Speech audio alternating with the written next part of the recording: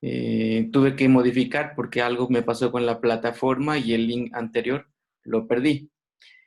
Y pues podemos empezar cuando tú gustes. Muy bien, encantado. Primero quiero verificar si me oyen. Yo te escucho perfecto. Samuel, doctor Samuel Buenas tardes, doctor. Sí, se le escucha perfecto. Gracias, doctor Narváez. Claro. Bueno, entonces, el día de hoy me quiero concentrar en algunos elementos básicos de lectura crítica.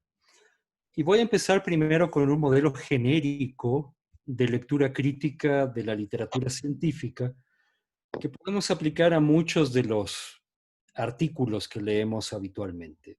Y después me voy a concentrar sobre todo en la lectura crítica de revisiones sistemáticas de la literatura. Entonces, voy a compartir mi pantalla. Perfecto. Bien. En los siguientes minutos, por lo tanto, vamos a hablar un poco acerca de algunos principios generales de evaluación de la evidencia científica o lectura crítica de la evidencia publicada.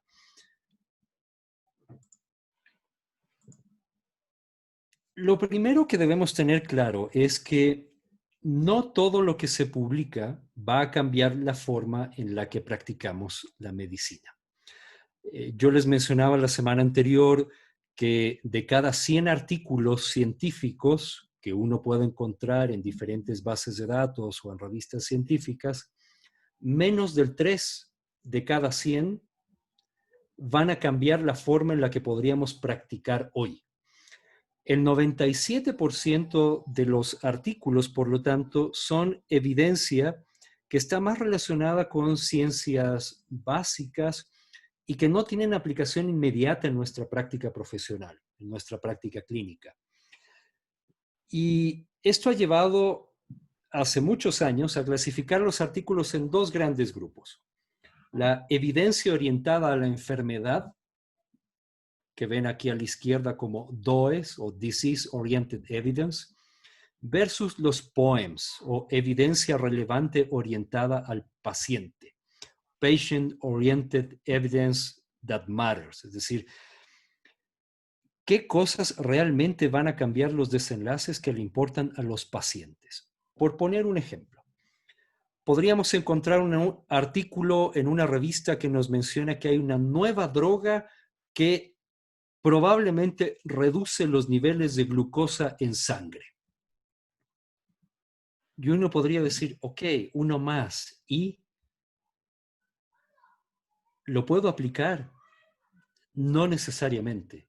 Y así hay muchos artículos que te dicen que los corticoides reducen la quimiotaxis, que puede haber un nuevo medicamento que podría afectar la tormenta de citocinas del COVID-19, que los antiinflamatorios reducen la producción de prostaglandinas, que hay un nuevo antibiótico que demuestra actividad contra alguna bacteria in vitro, que el MMS sirve para el COVID-19.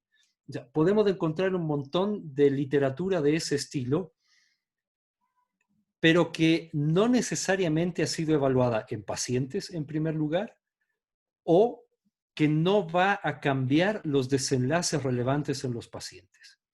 En cambio, si esta misma droga que me dicen que reduce la glucosa, además reduce mortalidad total, eso sí es interesante. Por ejemplo, metformina reduce mortalidad total en pacientes con diabetes independientemente del control de la glicemia. Y por eso normalmente está dentro de las primeras líneas de manejo farmacológico en diabetes tipo 2.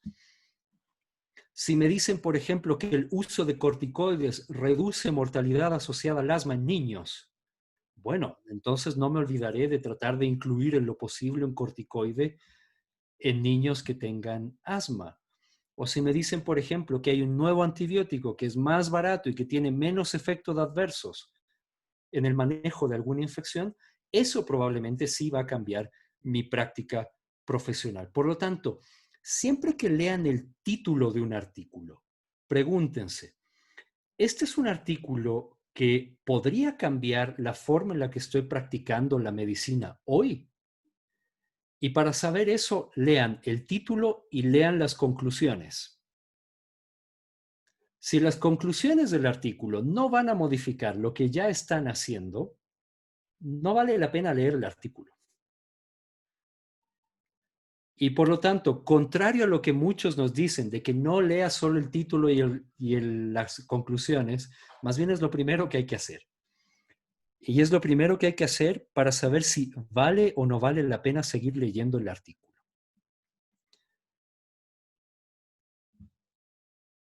Lo siguiente es, independientemente del tipo de artículo que usted lea, trate de hacer una lectura ordenada, una lectura estructurada.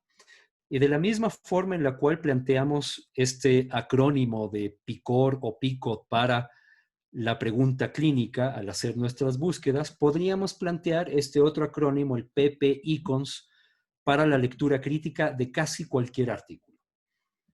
Lo primero que uno debe leer de un artículo es en qué población se hizo el estudio y qué problema abordaron los investigadores. Por lo tanto, población y problema es una de las primeras cosas que yo quiero leer en el artículo. ¿Qué problema abordaron? ¿En qué población? Después, yo quiero saber cuál fue la intervención que se utilizó. Y la intervención puede ser una intervención terapéutica, por ejemplo, un medicamento, una cirugía, psicoterapia. Puede ser una intervención diagnóstica, puede ser la exposición a un factor de riesgo. Yo necesito saber qué evaluaron. Lo siguiente que yo quiero saber es contra qué lo compararon. Porque yo podría decir que el veneno de alacrán cura el COVID-19 y haber hecho un estudio en el cual a todas las personas 3 semanas después de que les dio COVID les puse veneno de alacrán y todavía seguían vivos y ya no tenían síntomas de COVID. Pero no lo comparé con nada. Por lo tanto, si no tengo grupo comparador, ¿cómo puedo saber que el efecto lo puedo atribuir realmente a mi intervención? Por eso el estándar cuando hacemos estudios experimentales es que siempre haya un comparador relevante. Idealmente el comparador debería ser el estándar de manejo actual. Y contra ese estándar de manejo actual, es decir, lo mejor disponible en la actualidad, yo voy a comparar mi nueva intervención. Porque lastimosamente hay muchos artículos en donde se comparan con el primo feo. Si saben el truco del primo feo. Si yo quiero que en una fiesta a mí me encuentren más atractivo, invito a mi primo feo también a la fiesta. De manera que cuando me comparan con el primo feo, yo ya no me veo tan feo. Eso ha pasado durante muchos años, por ejemplo, en investigaciones en el área cardiovascular, en el área de analgesia, probablemente los anestesiólogos están muy familiarizados con eso. O sea, si yo comparo cualquier analgésico versus placebo, probablemente me voy a ver mejor que placebo. Pero si me comparo con, no sé, paracetamol a dosis adecuadas y a intervalos adecuados, ya se vuelve más difícil la comparación, ¿no es cierto? Entonces, a veces en temas como de cardiotoxicidad, a veces muchos antiinflamatorios nuevos se comparaban versus naproxeno o diclofenaco, que no necesariamente son los que tienen el mejor perfil de seguridad cardíaca o gastrointestinal. Entonces, claro, cualquiera nuevo se veía mejor porque no estaban utilizando un comparador adecuado. Por lo tanto, fíjense bien cuál fue el comparador del estudio. A veces hay muchos de estudios que utilizan comparadores dados en dosis no estándar o en intervalos que no son adecuados o se dan en dosis subterapéuticas y eso es lo que a veces hace que la nueva intervención parezca mejor. Lo siguiente que yo quiero evaluar en un artículo es cuáles son los desenlaces que evaluaron. Y aquí hay que prestar mucha atención, porque hay desenlaces en investigación que son desenlaces duros, desenlaces difíciles de falsificar. Por ejemplo, mortalidad.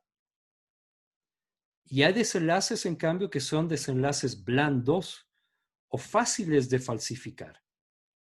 Por ejemplo, la percepción reportada por el paciente.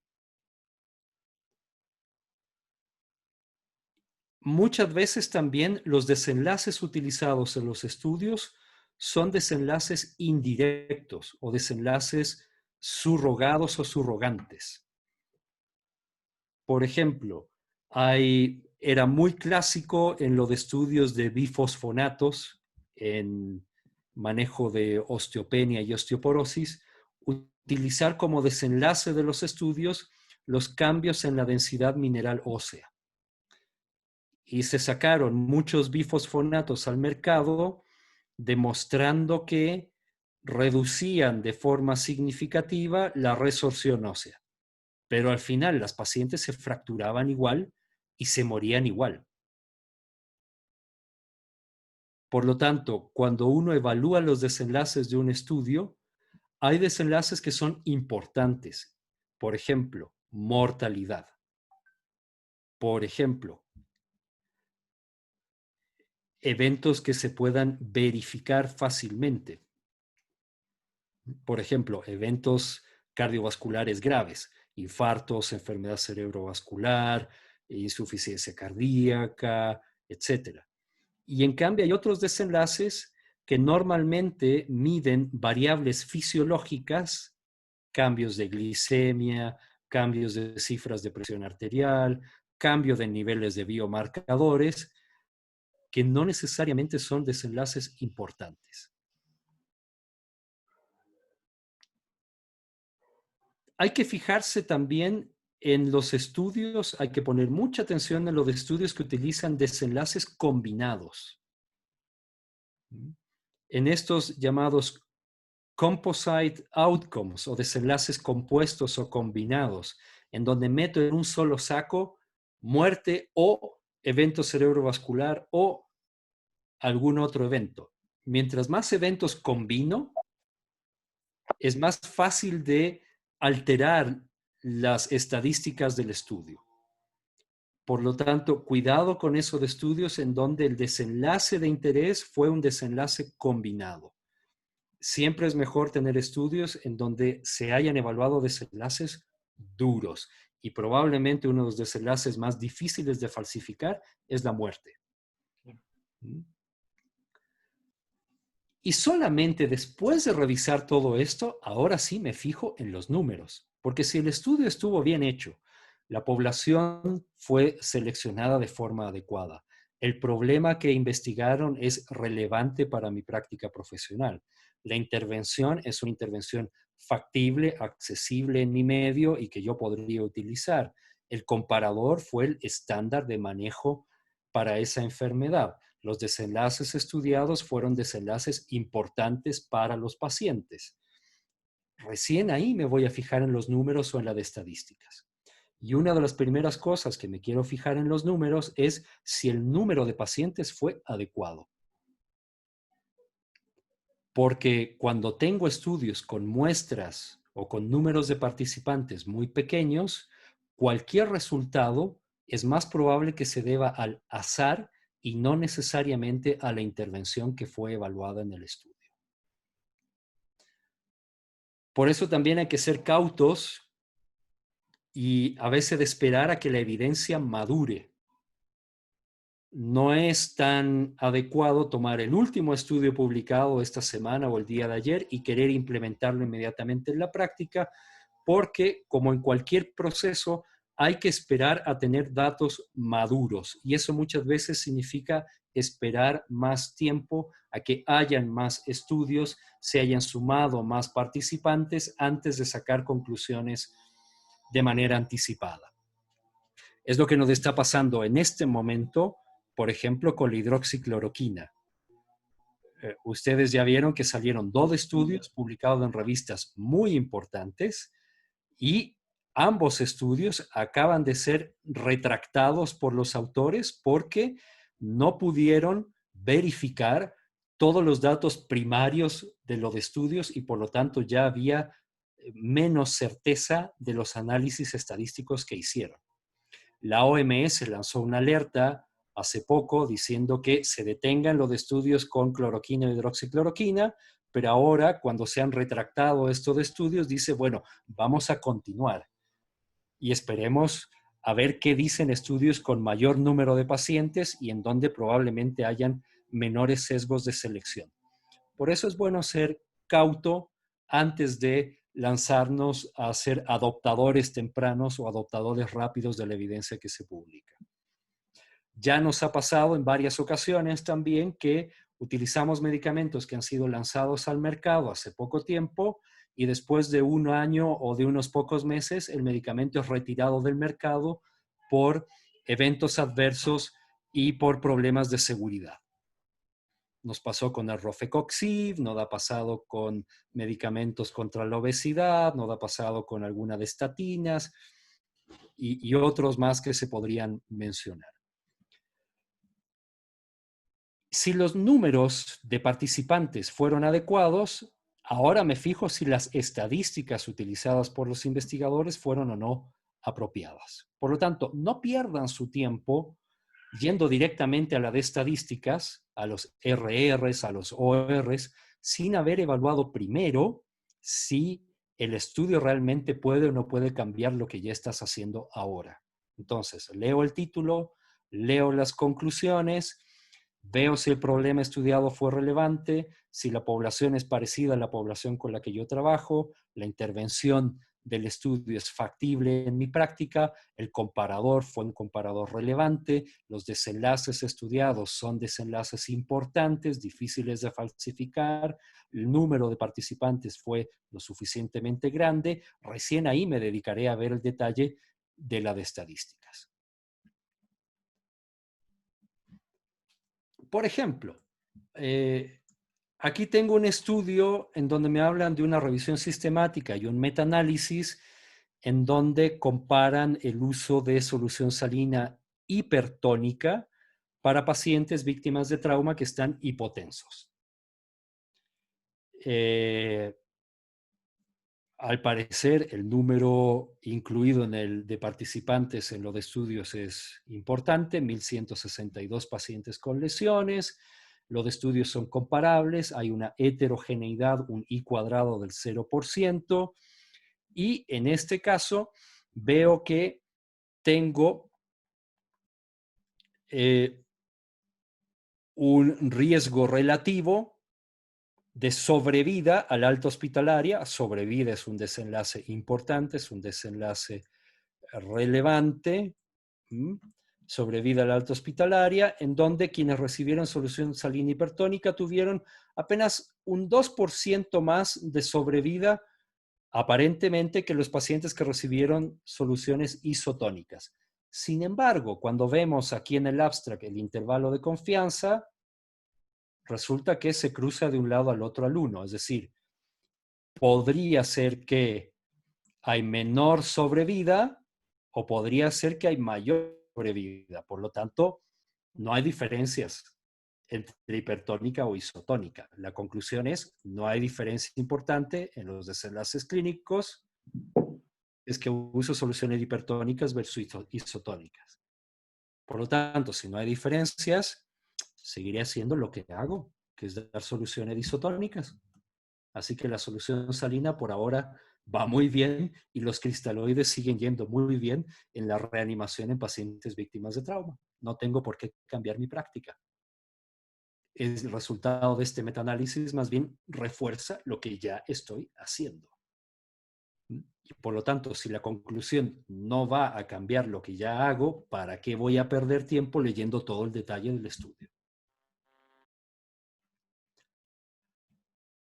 Como hay una gran cantidad de tipos de estudios y de diseños de estudios, y en una hora no vamos a poder cubrirlo todo, más bien les quiero presentar también algunos recursos que ustedes podrían utilizar para formarse.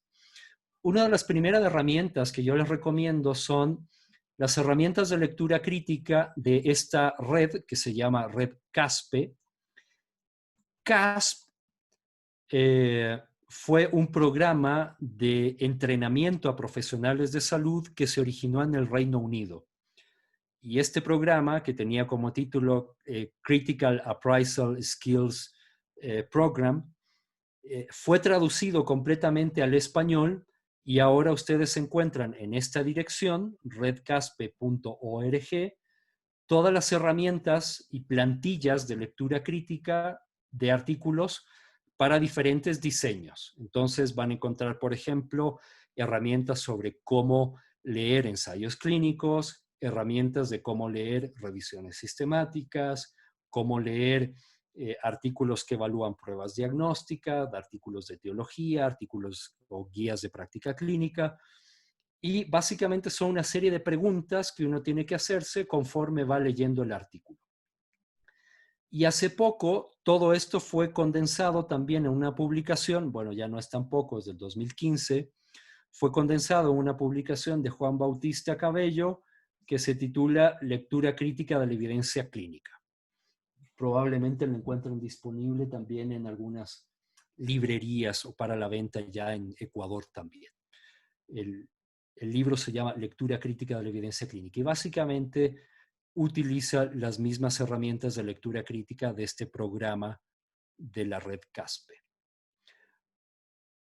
Otro recurso que les quiero recomendar y que incluso muchos de ustedes que están involucrados en docencia y que tienen residentes asistenciales o residentes de posgrado o reciben a internos rotativos y estudiantes de ciencias de la salud, puede ser muy útil pedirles que utilicen esta herramienta que se llama lecturacritica.com. Este es un portal web donde ustedes encuentran herramientas de lectura crítica de diferentes diseños de investigaciones científicas en salud. Requiere un registro como participante o como usuario que es gratuito, no tiene ningún costo y permite que ustedes vayan desarrollando sus propias fichas de lectura crítica de los artículos que revisen. Nosotros lo hemos utilizado a veces en el entrenamiento de los residentes. Normalmente cuando uno pasa visita, surgen varias preguntas en el manejo de los pacientes. Con que ustedes seleccionen por lo menos una pregunta de un paciente cada día y le asignen esa tarea a alguno de sus residentes y les hagan ir a buscar la evidencia, que hagan la lectura crítica, que llenen la ficha de lectura crítica y que al día siguiente en el pase de visita les presenten el resumen del artículo, con eso ya van generando también el hábito de lectura crítica y de revisión de la literatura para resolver los problemas de nuestros pacientes. Entonces, en este programa de lecturacritica.com, ustedes tienen una serie de preguntas que uno tiene que hacerse para poder hacer la lectura crítica del artículo. Por ejemplo, yo tomé este mismo artículo de soluciones hipertónicas versus isotónicas para reanimación de pacientes en trauma y yo voy llenando, es decir, esta revisión sistemática publicada por Blanchard en el 2017, que trata de este tema, es una revisión sistemática y voy contestando el sí o no o si responde parcialmente a las diferentes preguntas. Por ejemplo, ¿se describe adecuadamente la población objeto del estudio?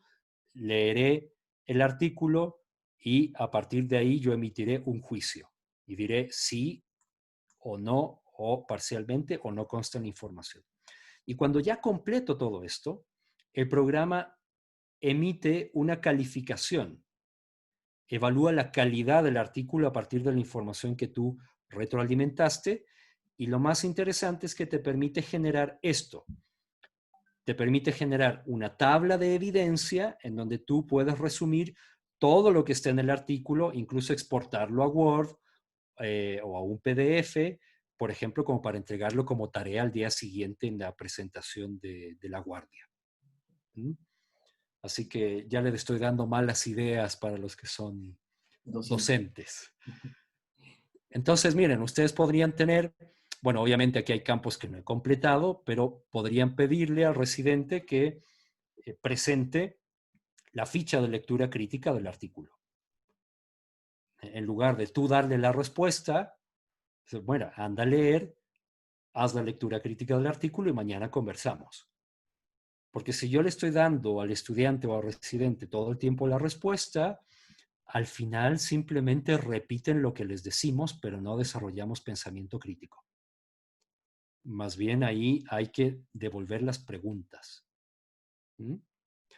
Doctor, en este paciente que llega, ¿le damos mejor solución hipertónica o le damos de una isotónica? La tentación que tenemos todos es decirle la respuesta. A veces hasta para acelerar el cuidado y por ganar tiempo. Pero eso no ayuda al aprendizaje. Lo que hay que hacer en esas circunstancias es devolverle la pregunta y decirle, no sé, ¿qué harías tú? Ah, no sé, doctor, yo creo que hipertónica iría mejor. Ok, podría ser. ¿Por qué no vas a buscar un artículo que confirme si hipertónica es mejor? Y mañana me presenta el resumen del artículo y lo discutimos. Mientras tanto, ponlo en la solución salina. ¿Ok? Es decir, aprovechen esos momentos donde surgen dudas en la práctica para convertirlos en momentos de aprendizaje. Y no es necesario plantear 100 preguntas en el manejo de un paciente. Una sola pregunta clave, un paciente al día, puede ser suficiente como para ir desarrollando el hábito. Porque si no, también terminamos saturándonos. ¿Ok? Entonces, lo siguiente que debemos tener en cuenta, ya sabemos que hay herramientas que podemos usar para guiar la lectura crítica, pero ahora me quiero concentrar en las revisiones sistemáticas, porque muchas veces se habla que son la cúspide de la evidencia y que por lo tanto son la evidencia de mayor calidad y el tipo de información en cual deberíamos depositar mayor confianza al tomar decisiones. En realidad no es así.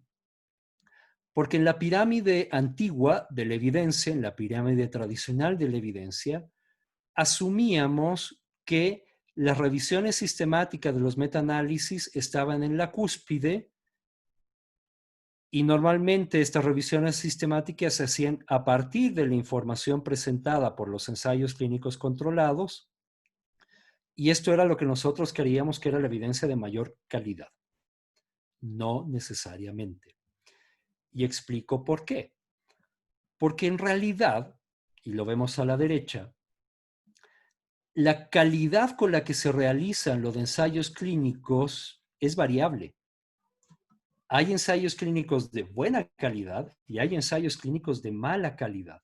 Y por lo tanto, la calidad de una revisión sistemática va a depender también de la calidad de los estudios que incluí en la revisión. Si utilicé muchos estudios de baja calidad, las conclusiones que voy a obtener también son de baja calidad. Y por mucho que el título diga revisión sistemática o metaanálisis, eso no significa que sea información que yo deba aplicar con gran confianza en mi práctica. A veces tenemos estudios observacionales, por ejemplo, estudios de cohorte, que pueden tener mejor calidad que ensayos clínicos controlados. Por lo tanto, ahora en realidad las revisiones sistemáticas se consideran una lupa que me sirve para evaluar la calidad de la evidencia publicada y tratar de realizar una síntesis de esa evidencia. Antes se hacían solo revisiones sistemáticas de ensayos clínicos. En la actualidad podemos hacer revisiones sistemáticas de estudios observacionales, de estudios de prevalencia, de estudios de diagnóstico. Incluso se hacen revisiones sistemáticas de investigaciones cualitativas. Por ejemplo, hay técnicas como la metaetnografía, que es como el equivalente de un metaanálisis de estudios cualitativos. Por lo tanto, en realidad hay que fijarse en los detalles de la revisión sistemática y no solamente confiar porque el título dice revisión sistemática o metaanálisis. Entonces, los siguientes minutos, más bien yo quisiera concentrarme en la lectura crítica de revisiones sistemáticas. Las revisiones sistemáticas de la literatura son investigaciones que buscan resumir o sintetizar los resultados de investigaciones primarias. pero aplicando métodos que nos permiten limitar el sesgo y limitar el error aleatorio. ¿Cómo se reduce el sesgo y cómo se reduce el error aleatorio? En primer lugar, con métodos que sean transparentes y reproducibles. Una buena revisión sistemática debe explicitar qué términos y qué métodos se utilizaron para identificar la literatura. Una buena revisión sistemática siempre debe decirte qué términos usaron para la búsqueda, qué criterios se utilizaron, qué bases se utilizaron, qué límites de búsqueda se utilizaron. En segundo lugar, tienen que haber criterios explícitos para seleccionar los artículos. Es decir, el autor me tiene que decir claramente cómo filtraron los artículos, qué artículos quedaron y qué artículos salieron de la revisión sistemática. Y una vez que hayan seleccionado los artículos que van a formar parte de la revisión sistemática, tienen que haber hecho una evaluación del riesgo de sesgos de cada uno de los estudios incluidos en la revisión. Solamente después de evaluar el riesgo de sesgos de los estudios, se decide si vale o no vale la pena hacer una síntesis de los datos. Porque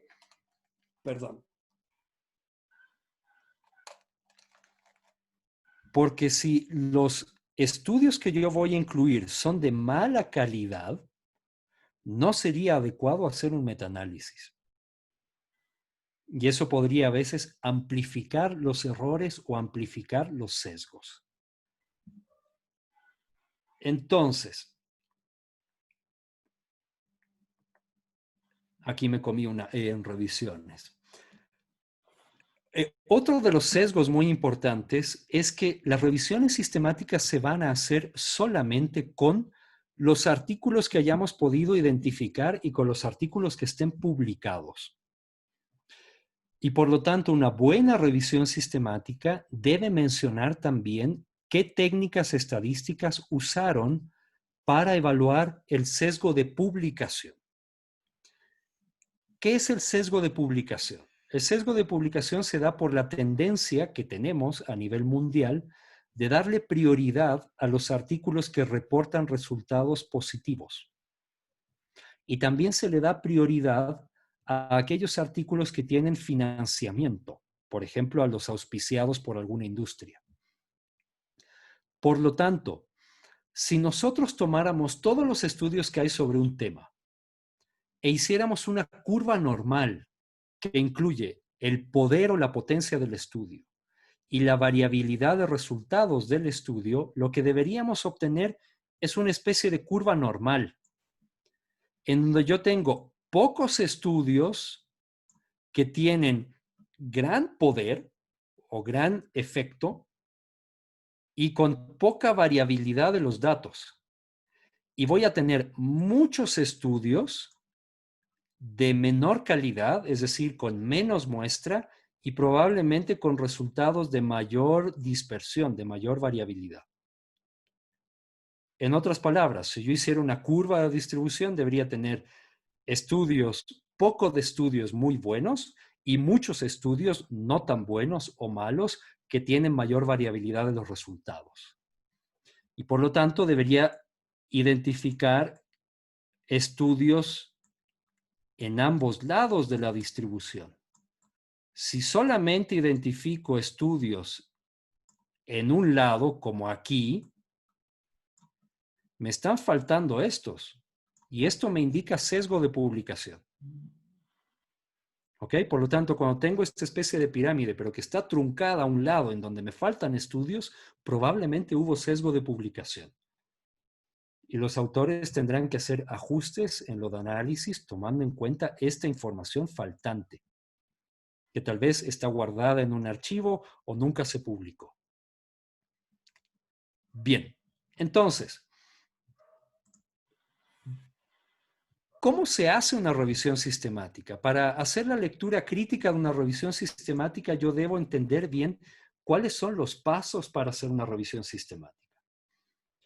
El primer paso para una revisión sistemática es que se haya formulado claramente la pregunta clínica que va a guiar la revisión. Una buena revisión parte de una pregunta PICO, donde está definida la población del problema, la intervención, los comparadores y los desenlaces.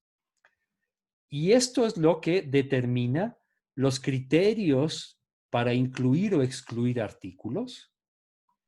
Esto es lo que va a guiar qué tipo de artículos tenían que buscar, cómo los van a seleccionar, qué sesgos van a evaluar y a partir de ahí la extracción de datos. Ahí se hará el análisis de sesgo de la revisión y la presentación de los resultados y la interpretación.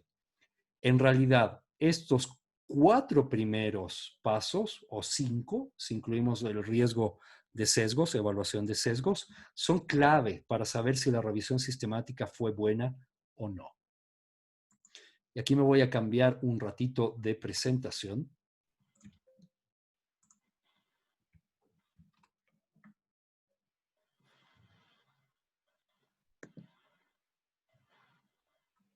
Para ir mostrando estos pasos. Entonces,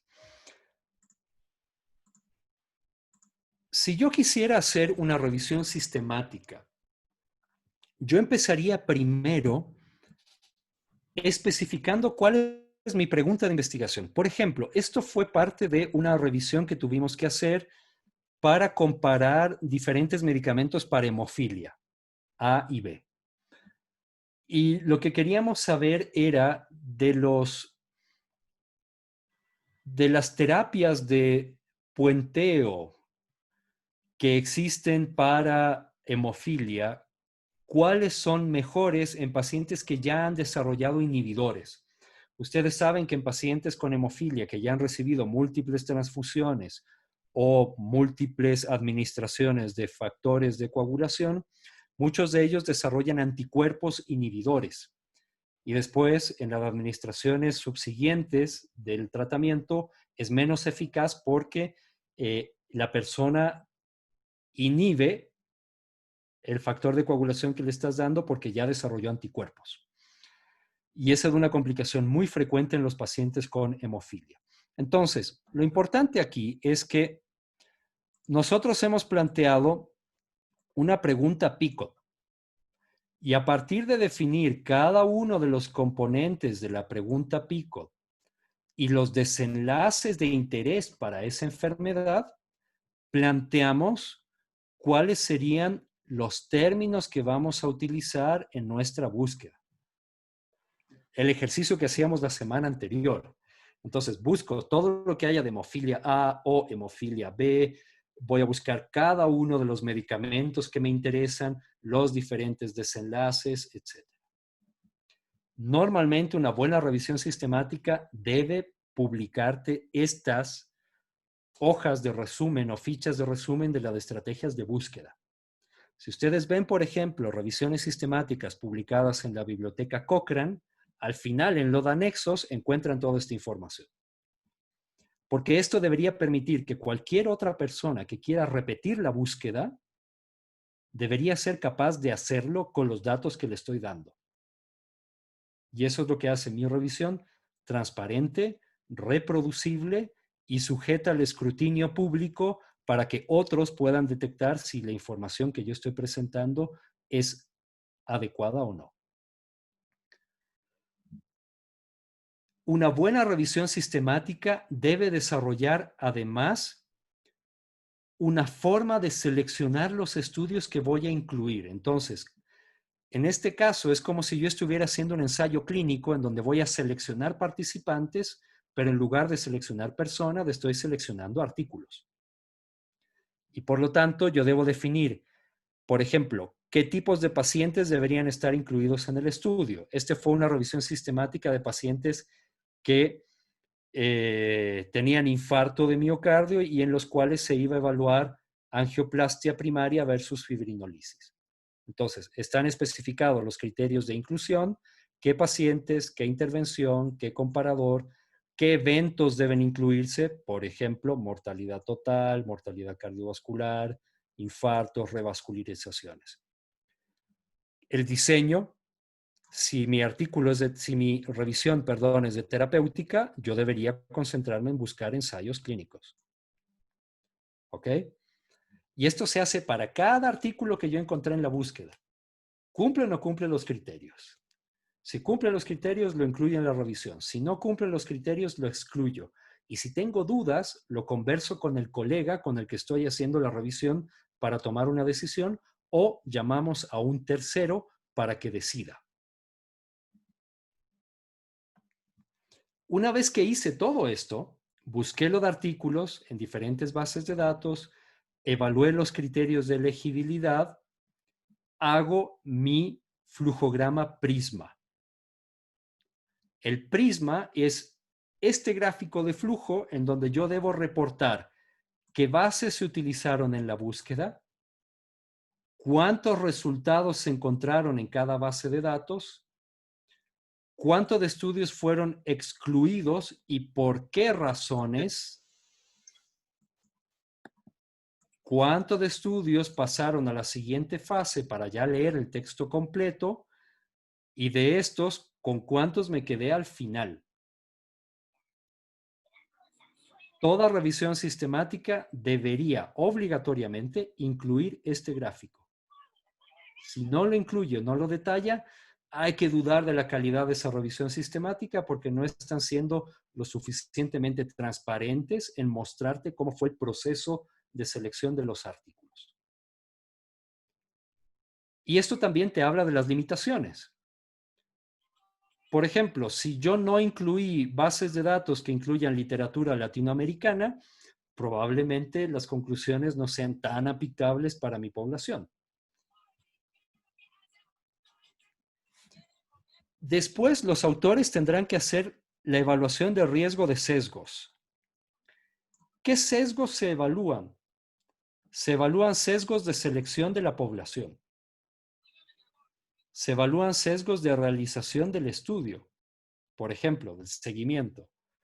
Se evalúan sesgos de detección, por ejemplo, la forma de hacer el muestreo o la potencia que tenía el estudio era suficiente como para detectar diferencias entre las intervenciones o no. Se evalúan temas como el desgaste. ¿Hubieron abandonos a lo largo del estudio? Un buen pastor es grandote. ¿Y eso de abandonos desbalancearon la aleatorización inicial? Y voy evaluando cada uno de estos sesgos.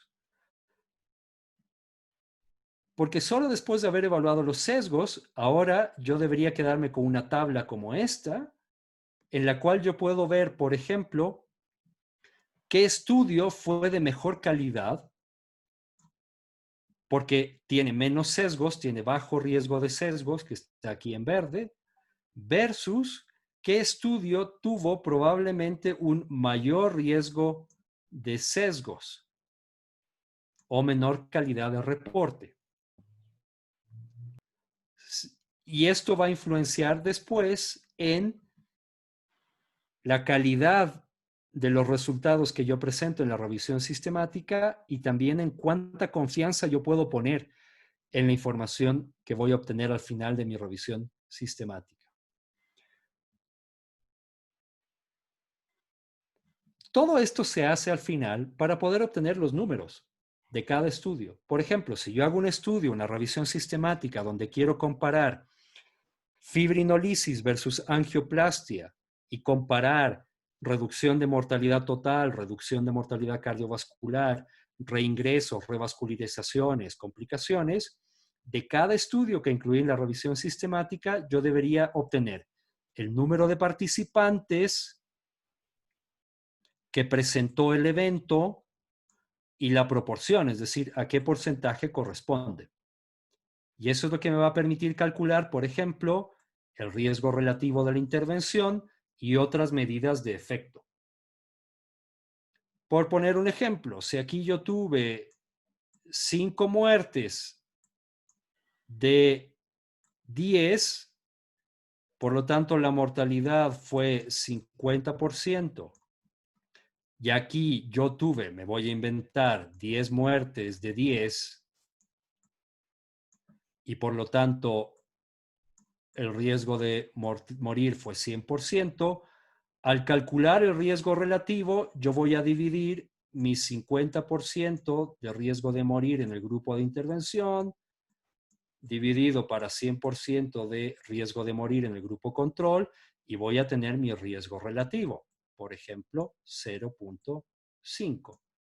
Y yo podría concluir que, por ejemplo, angioplastia reduce en un 50% el riesgo relativo o el riesgo de morir por infarto, comparado con fibrinolisis. Lo que estoy diciendo es un invento por si acaso, ¿eh? En realidad no hagan caso de estos números, son hipotéticos. Pero este tipo de tablas son las que se generan para hacer el metaanálisis. Porque después yo voy a meter estos datos en un paquete estadístico. Hay un montón de programas de estadísticos para hacer metaanálisis.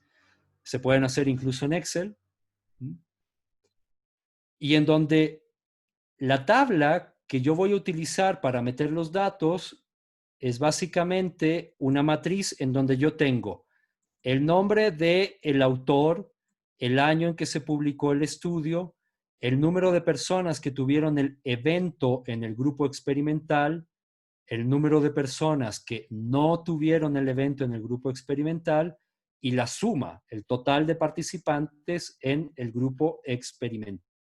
Entonces, estos datos son del grupo experimental y estos otros datos son el equivalente del grupo control.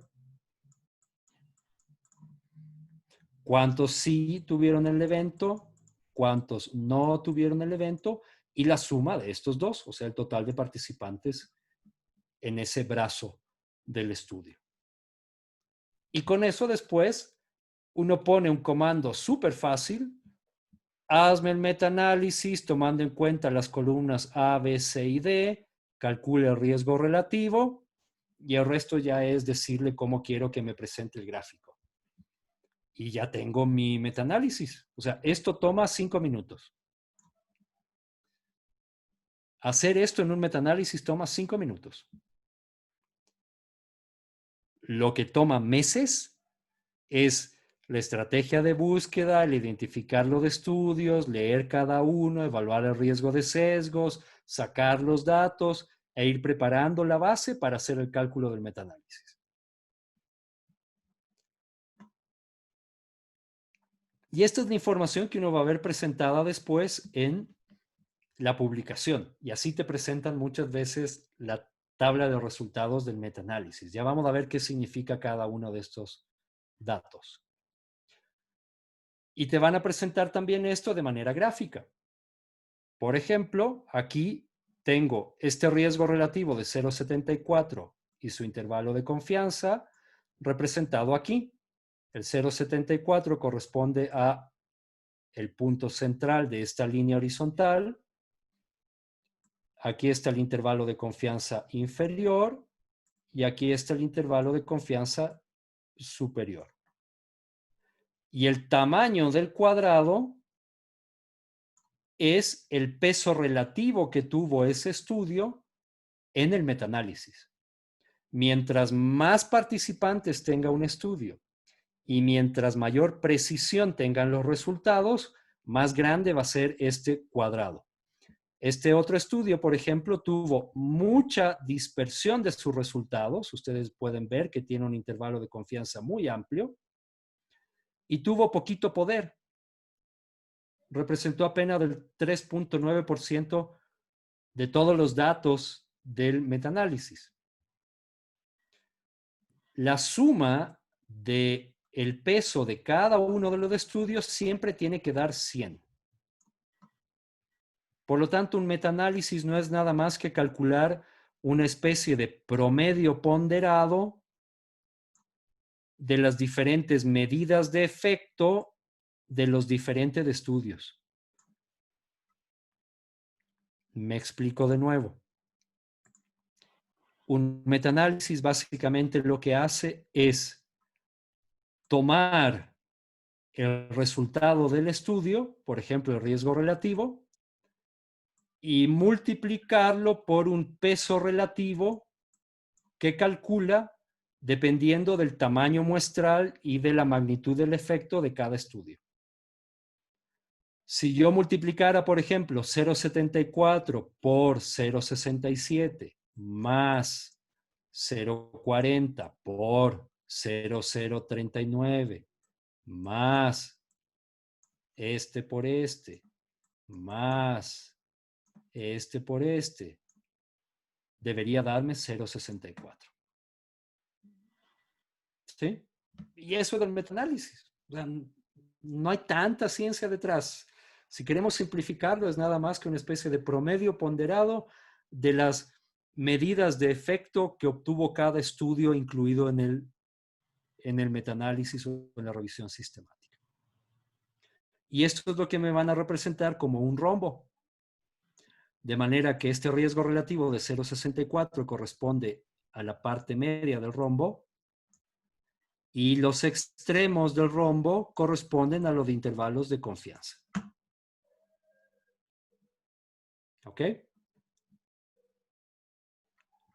Esto también se puede hacer cuando tengo estudios que han evaluado variables continuas. Por ejemplo, promedios de presión arterial, promedios de glucosa, niveles de oxigenación o de presiones parciales de algún gas, concentraciones de algún biomarcador.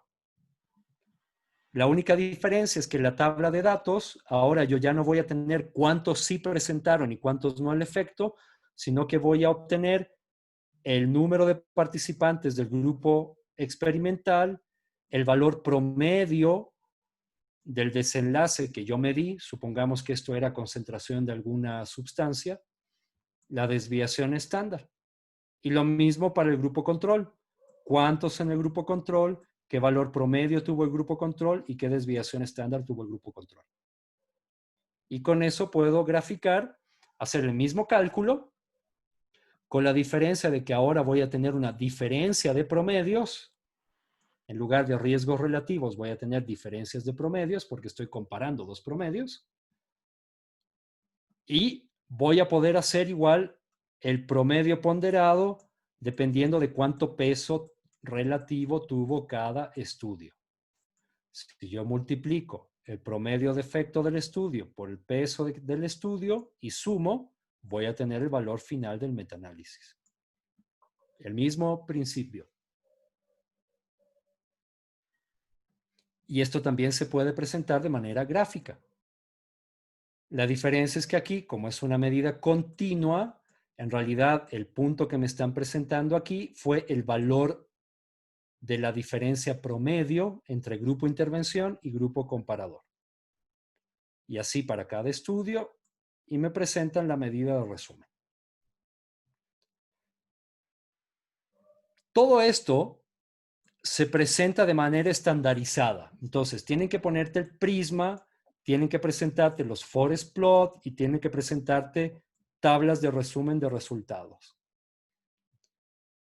Y vas a encontrar esto en un metaanálisis. La mayoría de metaanálisis en la actualidad o de revisiones sistemáticas te presentan estas tablas de resumen de evidencia. ¿Cómo se interpretan estas tablas? La tabla te presenta los efectos que tuvo la intervención para diferentes desenlaces. Entonces, por ejemplo, en esta tabla me están presentando el efecto de las intervenciones, control, por ejemplo, versus autocuidado, para cada uno de estos tres desenlaces. De manera que yo tengo la evidencia individualizada de la intervención en diferentes desenlaces. Puede ser que algún desenlace me importe más que otro. Y aquí me están presentando, por ejemplo, la calidad de vida es una medida de escala. Por lo tanto, van a tener un puntaje promedio. Y lo que me tienen que reportar es la diferencia de los promedios.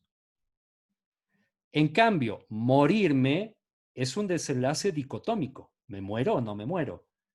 Y por lo tanto, la forma de presentar el resultado ya no es una diferencia de promedios, sino que será, por ejemplo, un odds ratio o un riesgo relativo o un hazard ratio. ¿Ok? Desenlaces dicotómicos o desenlaces cualitativos, presento medidas de riesgo, OR, RR o HR. Si el desenlace, en cambio, es cuantitativo, por ejemplo, lo mido, diferencias de presión, diferencias de glucosa, diferencias de oxigenación, diferencias de biomarcador, tengo que presentar la diferencia de promedios. ¿Ok? Y aquí me están mostrando cuántos tuvieron el efecto, en qué número de participantes en el grupo experimental, cuántos tuvieron el efecto en el grupo de participantes en el grupo control, y con eso calculan la medida de efecto. ¿Ok?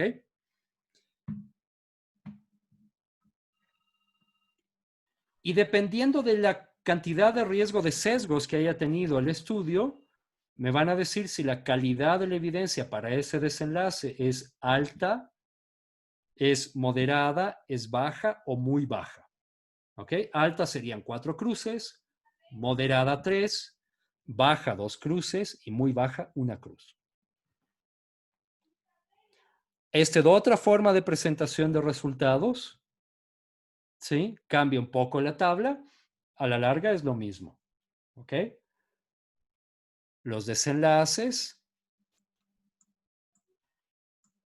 los defectos en cada grupo, grupo experimental, grupo control, y ya la medida de efecto calculada a partir de las diferencias entre los grupos y la calidad de la evidencia a partir de la información.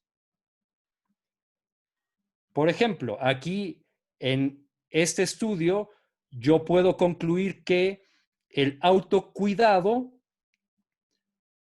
va a mejorar la calidad de vida. Aquí me dicen valores más bajos indican mejor calidad de vida, mejoran la calidad de vida comparados con el control hecho por profesionales de salud en pacientes con EPOC y que la evidencia es de calidad moderada. Pero en cambio, el autocuidado no va a darme diferencias significativas en la mortalidad. Y además, la calidad de la evidencia disponible para reducción de mortalidad cuando compara autocuidado versus control de profesional en EPOC es de calidad muy baja.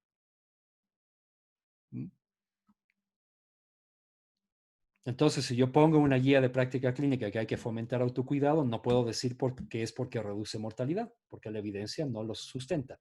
Pero en cambio puedo decir que mejora calidad de vida. Y que además, al parecer, reduce admisiones hospitalarias. ¿Ok?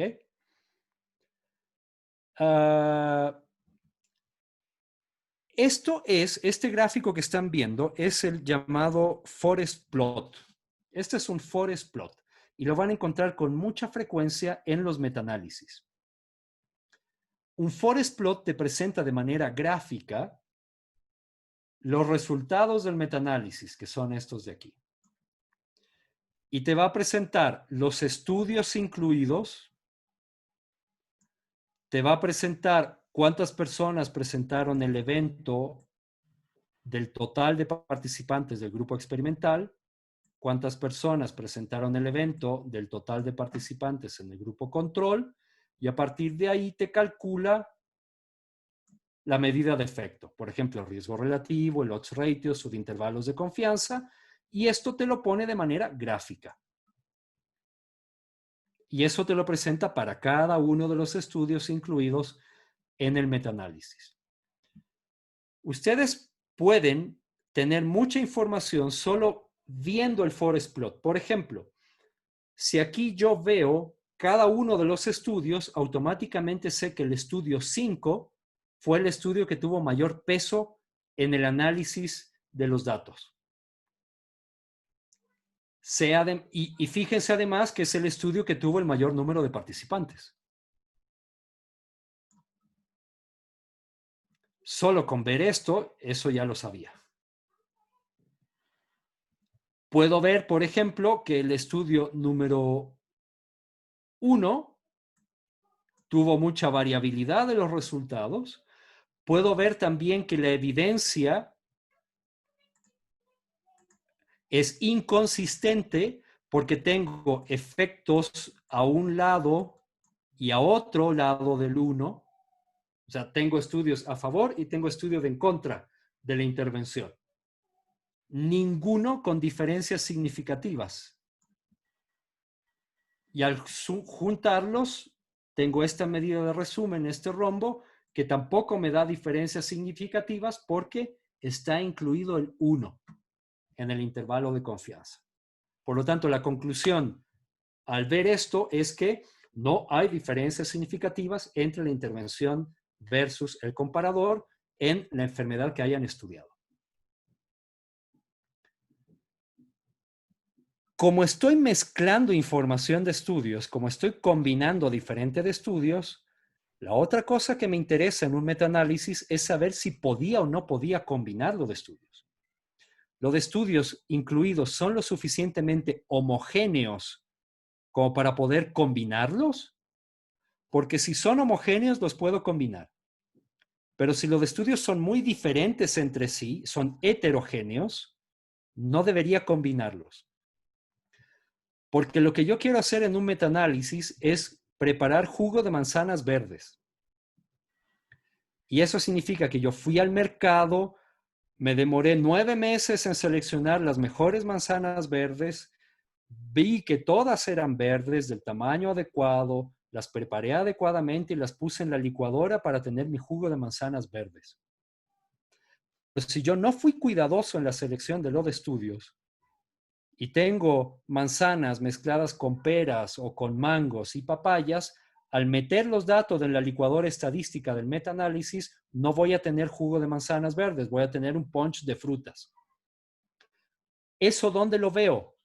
En estas medidas que se llaman medidas de heterogeneidad.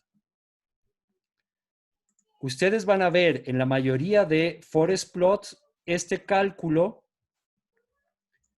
del I cuadrado, que se expresa como un porcentaje, y el cálculo de otras medidas, como por ejemplo tau o un chi cuadrado, para ver si hay heterogeneidad entre los estudios. El grado de heterogeneidad se expresa como porcentaje. Mientras menor el porcentaje, menos heterogéneos los estudios, en otras palabras, más homogéneos, y por lo tanto los puedo combinar. En cambio, mientras más alta la heterogeneidad, si supera cierto nivel, por ejemplo 50%, 70%, no sería apropiado hacer un metaanálisis. Y debería más bien dedicarme a analizar el por qué los estudios son diferentes. El valor de P en la heterogeneidad se interpreta al revés de lo que hacemos habitualmente. Yo tengo buena homogeneidad cuando la P no es significativa. Si la P es mayor del 10%, estoy bien. Si la P, en cambio, es menor de 10%, o sea, menor de 0.1, los estudios son heterogéneos y tal vez no debería ser un metaanálisis. Para entender esto, veamos que es un metaanálisis real. Aquí están combinando estudios que evaluaron angioplastia versus fibrinolisis en infarto agudo de miocardio. Y el desenlace es mortalidad. Hay 8 estudios incluidos. Y aquí están el número de muertes que hubo en cada estudio y en cada brazo. Por ejemplo, en el estudio 1 hubo 74 muertes en el grupo de angioplastia en los 923 participantes de ese grupo. Y hubo 43 muertes entre los 925 participantes del grupo de fibrinolisis. Con esto yo puedo calcular un riesgo relativo. Y aquí me están diciendo que los que recibieron angioplastia en realidad tuvieron mayor mortalidad que los que recibieron fibrinolisis. Y esa diferencia es significativa. Y aquí lo pueden ver también en el forest plot. No toca la línea de no efecto, no toca la línea vertical que es el 1. Los dos extremos del intervalo de confianza están por encima de 1. Por lo tanto, hay más riesgo de morir si me hago angioplastia, según el estudio 1. En cambio, el estudio 4 dice todo lo contrario. El estudio 4 me dice que mi riesgo de morir se reduce a la mitad comparado con fibrinolisis y esta es una diferencia significativa. ¿A cuál le creo? Tengo que hacer un metaanálisis. Hago el metaanálisis, pero me encuentro con lo siguiente. Me encuentro con que la heterogeneidad de los estudios es de un 90%. Por lo tanto, estos resultados no los debería combinar, porque hay diferencias que hacen que estos estudios sean altamente heterogéneos y probablemente estoy combinando estudios que tienen algún factor que hace que sean diferentes. Y si yo me fiara solamente de esta conclusión, estaría obteniendo una conclusión equivocada. Los investigadores vieron esto y se dieron cuenta de que sí, había un factor que no habían tomado en cuenta y era el tiempo desde el infarto hasta la llegada al servicio de salud. Cuando separaron el tiempo desde el infarto hasta el llegar al servicio de salud, se encontraron con esto. En aquellos pacientes que llegaron temprano, la fibrinolisis es mejor. Es decir, en aquellos pacientes que llegan dentro de los primeros 90 minutos después del infarto, es mejor hacerles fibrinolisis. Y tienen menos riesgo de morirse que si les hago angioplastia. En cambio, en los pacientes que llegaban pasados los 90 minutos, que era el subgrupo 2, era mejor hacer angioplastia en lugar de fibrinolisis. Esto tiene lógica, porque probablemente después de 90 minutos ha pasado más tiempo para que haya una estabilización de ese trombo y ese trombo no responda, por ejemplo, a fibrinolíticos y necesita intervenciones mecánicas, por ejemplo, una angioplastia, para desobstruir el vaso. Pero fíjense ahora que al hacer el análisis por subgrupos, encontramos un factor que explica las diferencias entre los estudios y encontramos que baja la heterogeneidad. ¿Sí? Aquí todavía hay algo de heterogeneidad, pero ya no es 90%. Y ahora ya puedo obtener una conclusión de que en la atención temprana es mejor fibrinolisis y en la atención tardía es mejor angioplastia. Entonces, estos grafiquitos en realidad dan un montón de información, porque tienes la información detallada de cada estudio. Tú puedes saber qué tan homogéneos o heterogéneos eran los estudios, por lo tanto, combinables o no. Tú puedes saber cuál es la magnitud de efecto de la intervención y tener una medida promedio. Y a partir de aquí tú ya puedes guiar decisiones clínicas, decisiones de manejo en los pacientes. Fíjense ustedes que el valor de P de la heterogeneidad aquí no es significativa y aquí todavía hay una heterogeneidad significativa. Habrá que analizar qué otros factores están generando diferencias entre estos estudios que hacen que todavía tenga una heterogeneidad que es moderada o elevada. ¿Ok?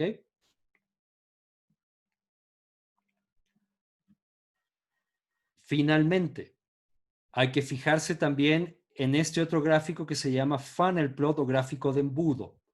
Si tengo un gráfico de embudo simétrico, puedo decir que no hay sesgo de publicación. Si tengo en cambio un embudo que le falta una parte, hay riesgo de sesgo de publicación y por lo tanto tengo que ser más cauto al interpretar los resultados.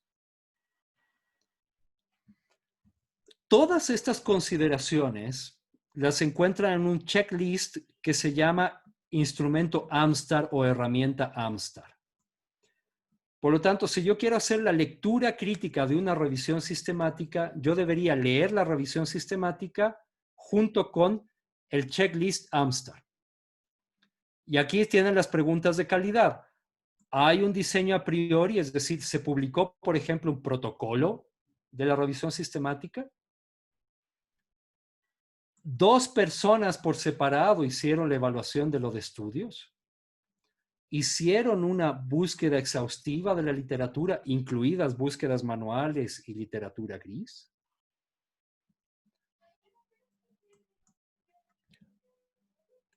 ¿Hicieron la lista de qué estudios se incluyeron o no? Por ejemplo, está este gráfico Prisma, en donde hay criterios de inclusión y selección y qué estudios quedaron y no.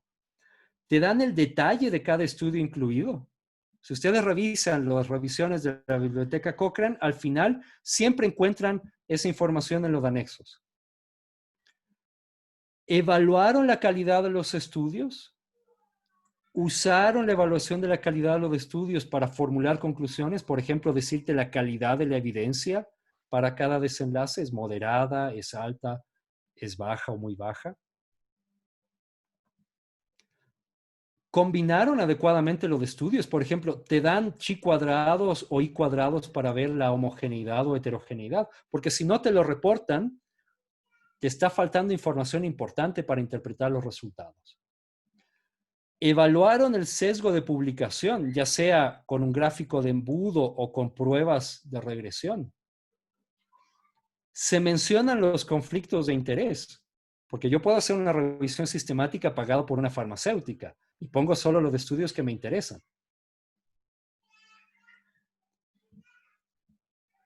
Entonces, si ustedes quieren hacer una lectura crítica de una revisión sistemática, utilicen la herramienta Amstar.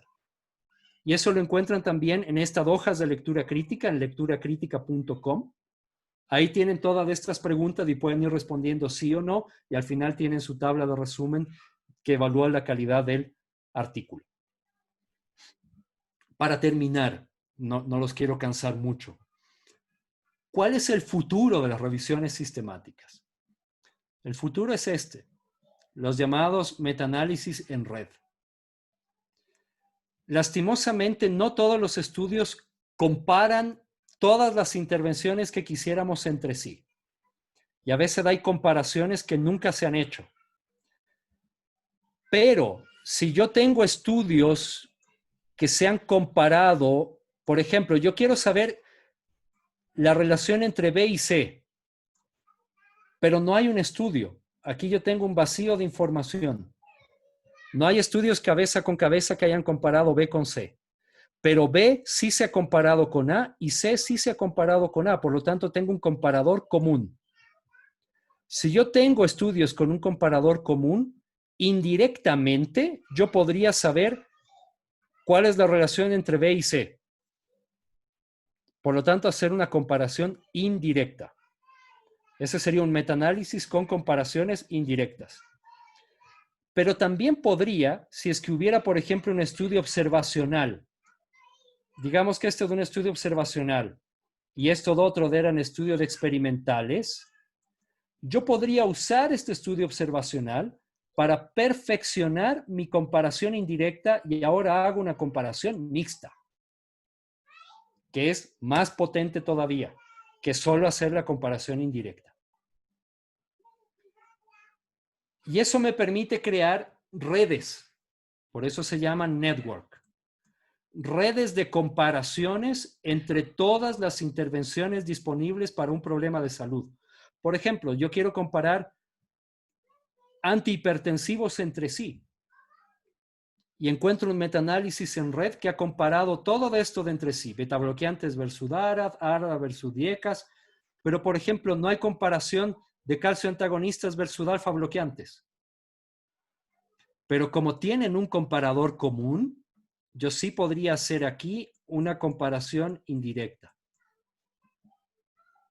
Por lo tanto, los metaanálisis en red se están utilizando ya para llenar vacíos de información creados por la falta de estudios cabeza con cabeza entre intervenciones que son muy comunes.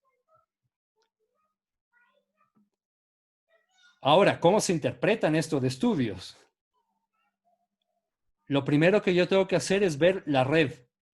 ¿Qué estudios se han comparado? Mientras más grande el círculo, más población ha usado esa intervención. Mientras más gruesa la línea que une los puntos, más estudios hay que hayan comparado una intervención versus la otra. ¿Ok? Y por supuesto, puedo ver también dónde hay vacíos. ¿Qué intervenciones no se han comparado entre sí? Lo cual podría ser también un insumo para futuros estudios. Y a partir de ahí ahora puedo graficar todas las comparaciones posibles y en realidad lo que más me interesa al final es esto. ¿Se acuerdan de los mapas de ruta, los mapas de distancia entre ciudades? Tal vez algunos millennials son muy jóvenes como para acordarse de eso, pero antes uno compraba un mapita para saber qué distancia hay entre Riobamba y Loja, entre Loja y Azuay, etc. Y uno tenía una tabla así. ¿Cómo se interpreta esto? Abajo tienen la eficacia y arriba tienen la seguridad. Y yo simplemente cruzo. Por ejemplo, yo quiero comparar Dabigatran versus Rivaroxaban 20 miligramos en términos de eficacia. Y aquí parece que Dabigatran en esta dosis es ligeramente superior que Rivaroxaban. Comparémoslo de ahora en términos de seguridad. Y veo aquí arriba. No hay diferencias en seguridad. Y así yo tengo en una sola tabla todas las comparaciones posibles entre anticoagulantes o antiagregantes. En términos de eficacia, abajo, y en términos de seguridad, arriba. Una sola tabla de resumen, toda la información que necesito para todas las comparaciones posibles. Y esto es sumamente útil cuando uno trabaja con enfermedades comunes que tienen un montón de alternativas terapéuticas. Fibrilación auricular es un ejemplo, hipertensión arterial, diabetes, manejo de dolor, problemas como ansiedad, depresión, psicosis. Tengo tantas opciones disponibles de tratamiento que es imposible leerme todos los estudios que comparen una con otra y a veces es mejor buscar un metaanálisis en red que ya haya comparado todo. Este es el futuro. De hecho, ya es el presente, ya se hace con mucha frecuencia. Por lo tanto, cuando quieran evaluar intervenciones de problemas muy comunes que tienen muchos tratamientos, busquen primero si hay un metaanálisis en red. Probablemente ya existe. Y es mejor leerse ese metaanálisis en red que leerte todas las 20 revisiones sistemáticas que pueden haber sobre el tema. ¿Ok? Bueno. Nos vamos a quedar aquí, pero yo les voy a compartir este archivo que preparamos con un colega hace algunos años y que incluye todo esto que les mencioné. Es un texto de varias páginas donde está detallada toda esta información. Sí, yo creo que con eso podemos profundizar bastante en lo que es lectura crítica de revisiones sistemáticas.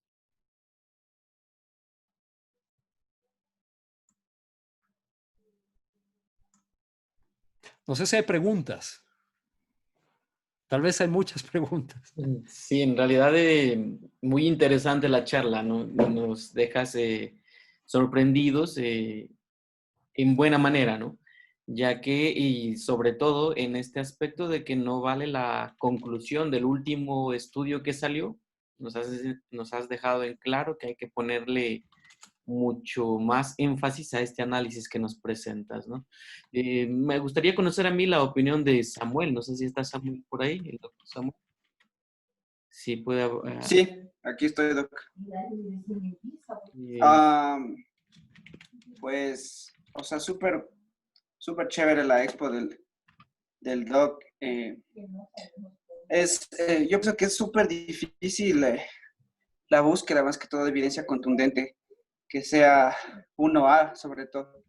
De todas formas, algo que cita mucho la bibliografía y justo haciendo hincapié en lo que dice el doc, hay una serie de más o menos 10 tomos que básicamente son publicados por el British Medical de cómo leer un artículo. Yo acá tengo un libro que quiero indicarles, cómo leer un artículo científico. El de Trisha Greenhalgh. El de Trisha, ajá. Súper buen libro, Muy buen publicado. libro. Ella es editora del British Medical y está subido en Books Médicos. Es Ujú. gratis. Entonces, bueno, algo que ella menciona y que igual en la facu nos enseñan es, o sea, la búsqueda va orientada a lo que tú quieres, ¿no? Entonces, por ejemplo, si tú quieres, me invento cuestiones de presentación de enfermedad, por ejemplo, diagnósticos, síntomas, pues lo que tú necesitas buscar es un estudio de casos y controles, una serie de casos donde te muestren prevalencias de síntomas, de signos, de intervenciones que se hicieron para diagnosticar tal enfermedad. Ujú. Ahora, si tú lo que necesitas son riesgos, mortalidades, morbilidades, pues lo que tú necesitas es un prospectivo, o sea, a gran escala, una cohorte que abarque lo que tú estás buscando. Ahora, si tú buscas comparación entre tratamientos o tratamientos relativamente nuevos, lo que tú necesitas es un ECA, ¿no? Un clínico aleatorizado, randomizado, doble ciego, multicéntrico y todas las cosas que hay.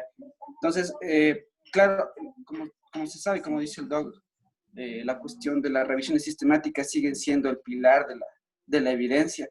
Y no sé mucho, le mandé el link a usted, doc Chamorro, no sé si lo revisó, una breve historia de la medicina basada en la evidencia que publicó JAMA.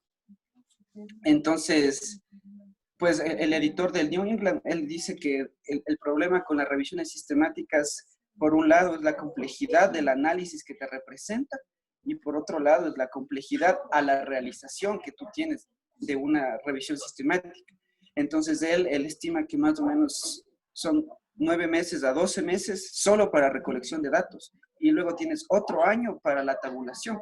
Y aún así, como las revisiones Cochrane siempre terminan concluyendo, falta más estudios, la evidencia no es concluyente y una infinidad de cosas. Entonces, o sea, chuta, te desvaría full esa cuestión y te limita tu análisis de evidencia, tu búsqueda.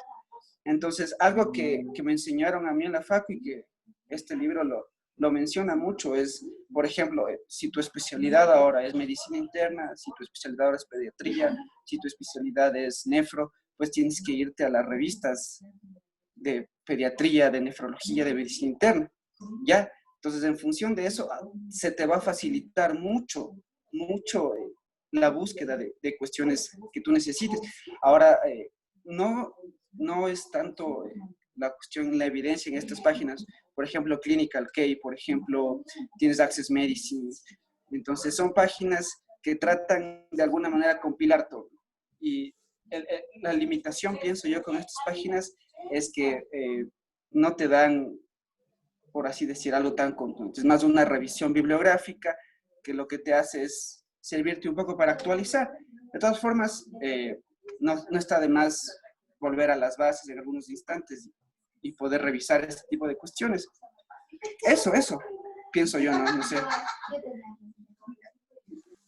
Totalmente de acuerdo. De hecho, justo lo discutíamos la semana anterior, ¿no es cierto? Era parte de la discusión que hacíamos. Y justo la semana anterior hablábamos de eso. O sea, tu pregunta es la que orienta el tipo de información que necesitas para apoyar la toma de decisiones. ¿Mm? Así que lo que dice Samuel es totalmente cierto.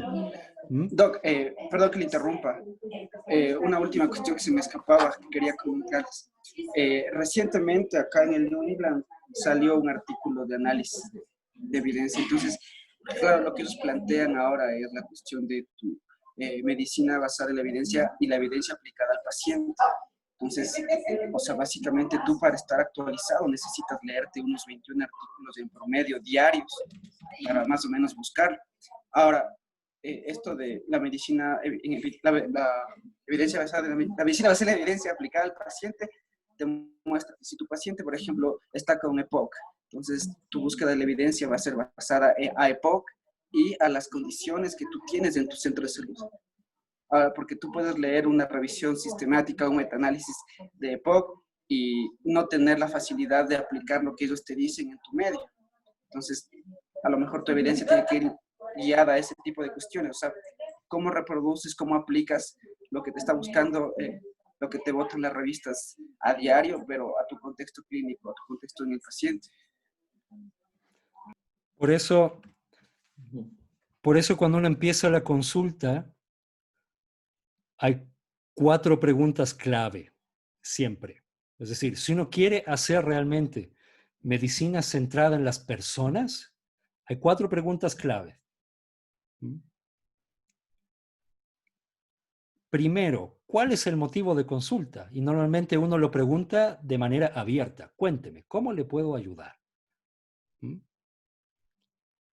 Y una vez que la persona te dice cuál es su queja principal o motivo de consulta, tú siempre trata de hacer 3 preguntas complementarias.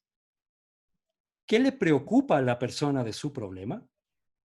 En segundo lugar, ¿qué ideas tiene la persona sobre su problema? Y en tercer lugar, ¿qué expectativas tiene de ti o de la consulta? Porque eso va a orientar el manejo y eso va a permitir hacer una atención centrada en la persona. Les pongo un ejemplo rápidamente. Doctor, me duele la cabeza. ¿Y desde cuándo? ¿Y dónde? ¿Y el dolor se va a algún lado? ¿Y ha tenido náusea? ¿Vómito? ¿Fiebre? Levante el brazo, a ver, siga mi dedo. Veamos cómo está la fuerza, cómo está esto, cómo está lo otro. ¿Cuántas veces hacemos consultas de ese tipo? Sí, tomamos del motivo de consulta y empezamos automáticamente con un cuestionario de inventario que nos enseñaron en semiología o en semiotecnia en la facultad. ¿Y en qué momento dejamos que la persona exprese lo que realmente le preocupa? Hay un montón de estudios en donde se ha medido el tiempo promedio, ¿no es cierto? Desde que la persona da el motivo de consulta y el médico ya le interrumpe para hacer preguntas. Hay estudios que te hablan de 17 segundos en promedio. ¿Qué pasa si esta persona que me dice, doctor, me duele la cabeza? Tú le dices, le duele la cabeza. Entonces, estoy haciendo eco. Le estoy diciendo, le estoy escuchando. ¿Y qué le preocupa de su dolor de cabeza? Doctor, me preocupa que no vaya a ser un tumor cerebral. ¿Y por qué cree que pueda ser un tumor cerebral? Estoy explorando ideas. Lo que pasa es que mi papá murió de un tumor cerebral hace 2 años. ¿Y qué espera usted de mí? Yo quisiera que me haga una resonancia, doctor, para ver si tengo un tumor cerebral.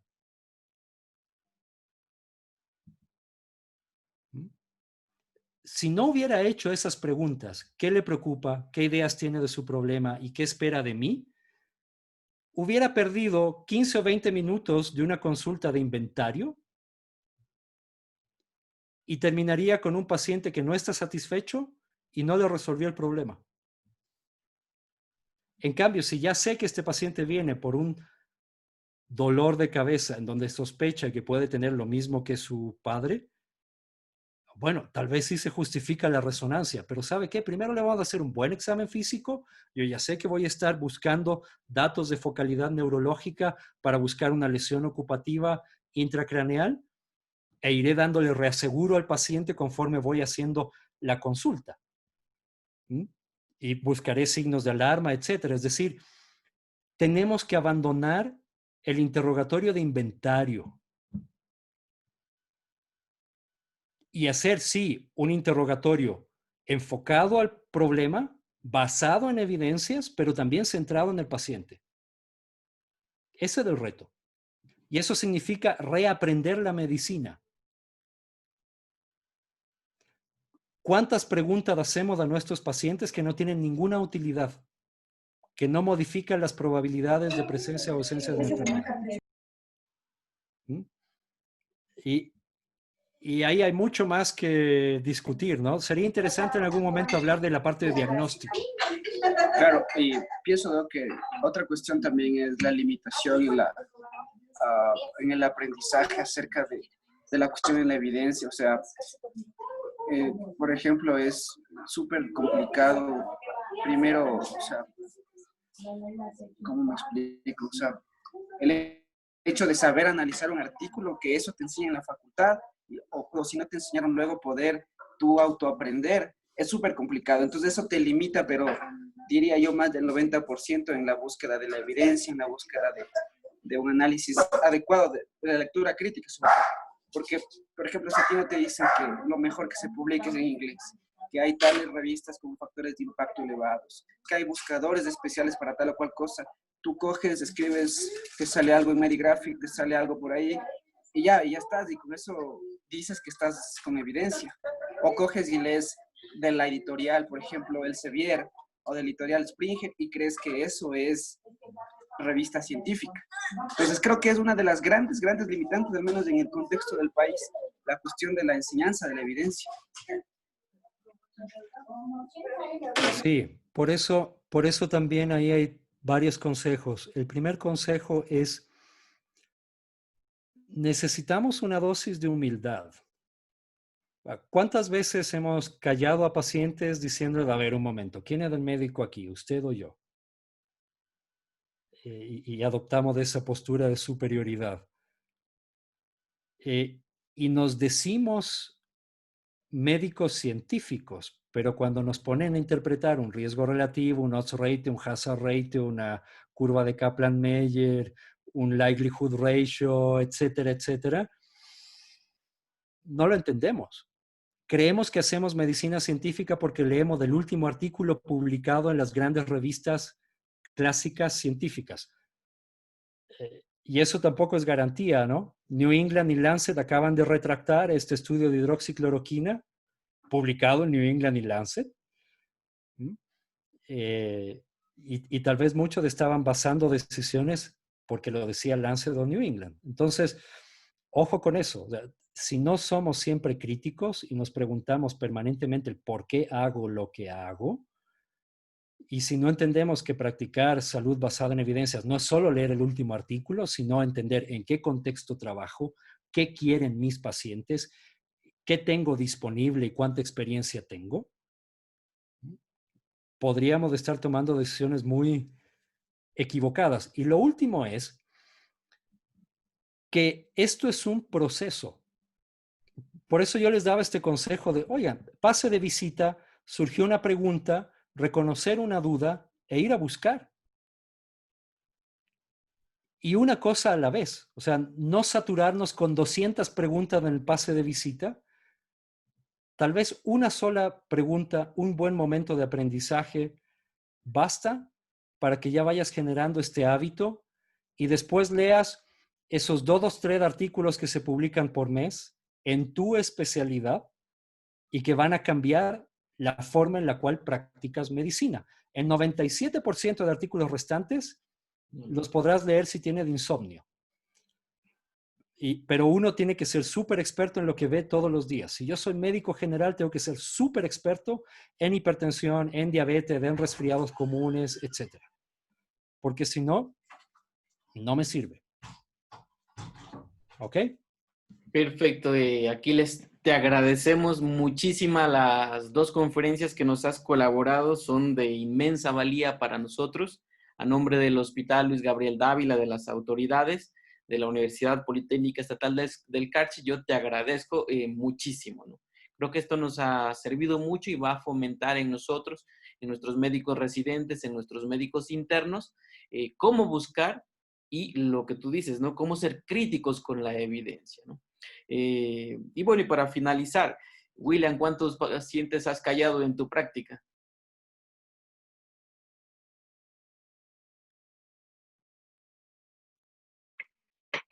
Ah, pues sí, algunos. Y creo que coincido con el criterio del doctor Enríquez en cuanto a con la situación, ¿no? De ser un poco más humildes en ese sentido y dar la apertura a los Nosotros callamos a todos los pacientes aquí, William y yo somos anestesiólogos, entonces los callamos inmediatamente apenas entran al quirófano. Aquiles, bueno, muchísimas gracias contigo, te quedamos eternamente agradecidos y muchas gracias. Que tengas una buena noche y Y te felicito por toda la labor que está haciendo la UDLA y tus compañeros en todo el Ecuador, testeando y ese trabajo arduo y comprometido que se les ve, ¿no? Muchas gracias, Aquiles, por todo. Gracias a ustedes. Un abrazo. Gracias.